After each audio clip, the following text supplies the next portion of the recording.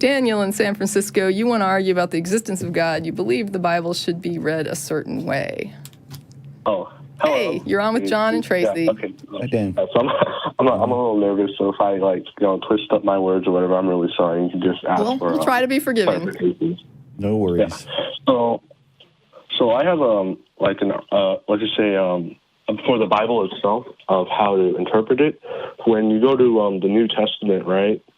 You should be. I guess this is how I was taught. I guess is that you need to look at everything else in the Old Testament as kind of like getting ready for Jesus's return to pretty much stop all the sins that happened in the past, like all the Old Testaments, like the genocide, the killing, the rape, I guess you could call it, and other stuff like that.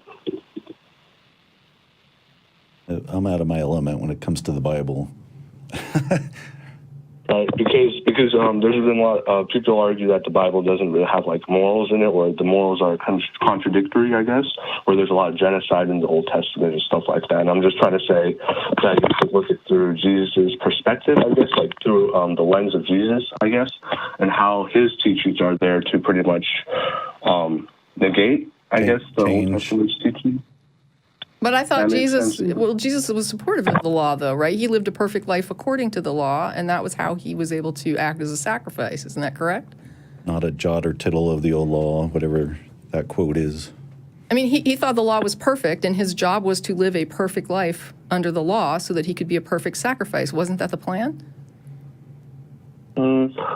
I guess, but I'm trying to. Man, I'm sorry. I'm just That's okay. I'm just really nervous.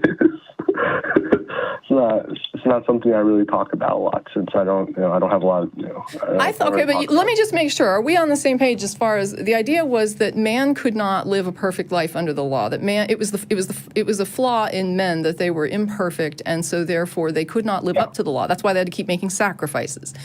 So then Jesus was produced, and he comes out, and then he lives a perfect life under the perfect law, and now he can be the perfect sacrifice so that animal sacrifices are no longer required. Are we on the same page? Yeah, we're on the same page. Okay. Yeah. So then I guess my question is that Jesus was basically making a statement, there's no problem with the law. The law is perfect.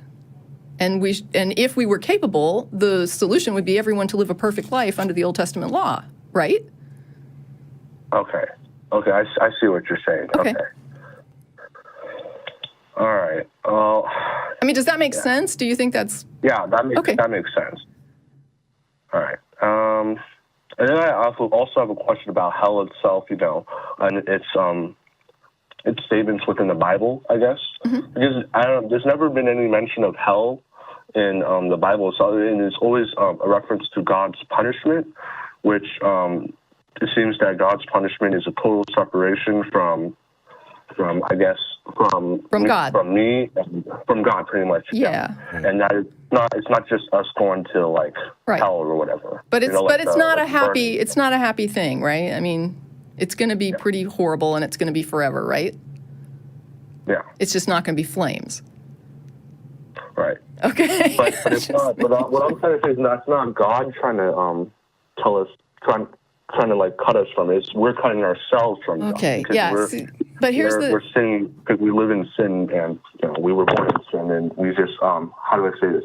Okay, but wait. Here's a question. Fall into our temptations on our own will. Here's a question for you. So, Daniel, if I am the entity, I'm going to create a universe, right? Let's say I'm a god. I'm going to create a universe, and I know everything. I am all powerful, and I'm loving, right? And I look at all the universes that I could create, and I see this one where I'm going to send Daniel, by virtue of starting the universe in this particular way, I foresee that Daniel from San Francisco will end up in hell, whether it be flames or separation or whatever. I know that's going to happen before I create the universe, right? Because I know everything. I don't think when he's omniscient, I don't think it means that he knows. I don't know how to explain. It's not that he knows what's going to happen in the future. It's more like he just exists, right? So he's just, I don't know how to explain it. It's like Okay, so you're saying he's not, in your version of God, you don't accept that sort of future vision as part of what you're calling his knowledge. It's just that he's like there, like he's just there, you know. Okay. And so then he didn't know what would happen when he produced the universe.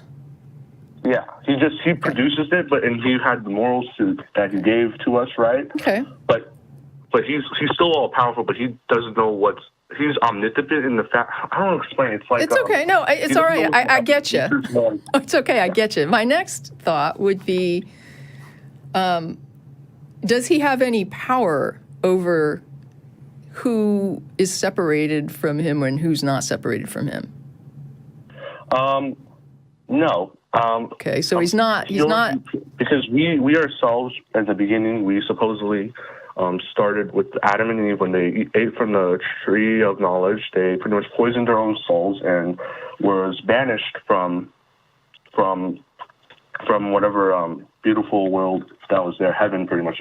I'll just say it real simply, heaven. Okay. Because of didn't he make that decision though to banish them? What was my train of thought? I'm sorry. That's all right. No, John actually had a quick question for you. Didn't God make that decision to banish them though?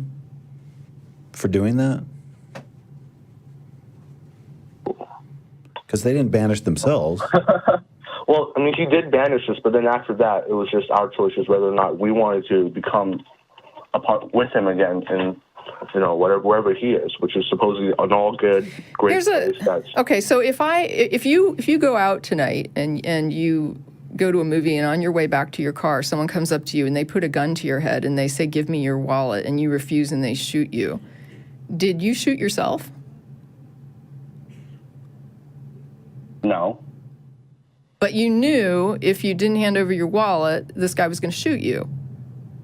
Yeah. So if he shoots you, did you make the decision to be shot?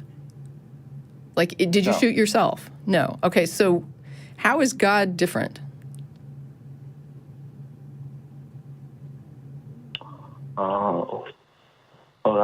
Okay. Can I try to explain kind of what you're saying just for me to understand myself? Is that okay? So you're trying to say that, I guess, God, holy cow. I'm trying to figure out how to so I'm just a little confused. Are you okay if you explain that? I'm sorry. Yeah, and in fact, Daniel, if you want, you're welcome to just sort of go and think on this some more and maybe call back a little bit later after you collect your thoughts. I mean, if these are ideas that you're not used to and that you haven't heard or thought about before, I totally can understand you saying, you know what, I'd like to take some time and maybe consider some of this and see what I think about it and then call back. I think that's maybe more fair to you. Yeah, I actually just have one. This one's like not about like morals and stuff. It's more on how God existed, I guess. And after that, I'm probably just going to hang up and just maybe call back later or maybe next week when I collected my thoughts. Yeah, I think that's probably fair. Okay, so then my last statement is about how I guess a logical way to think how God existed, pretty much. How about that? Right. So it's I think the basis of it is the cosmological argument, if I'm correct, where we exist, right, and something else must have caused us to exist, right, and following this logic, something must have caused something must have caused us to exist all the way back to the beginning of time, and in order for us to exist, there must have been an uncaused cause that was just there in the beginning of the universe, something eternal, in order for us to have existed. So something must have been there in order for us to exist, and by, a logical So, thinking, wait a minute, because right now it sounds like what you're saying is that everything needs a cause, and that the way to get out of this is just to say that there's something that exists and it doesn't need a cause. Yeah. Okay, so things don't need causes. Isn't that special pleading? Why can't we be the uncaused cause?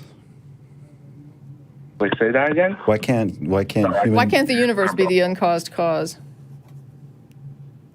Then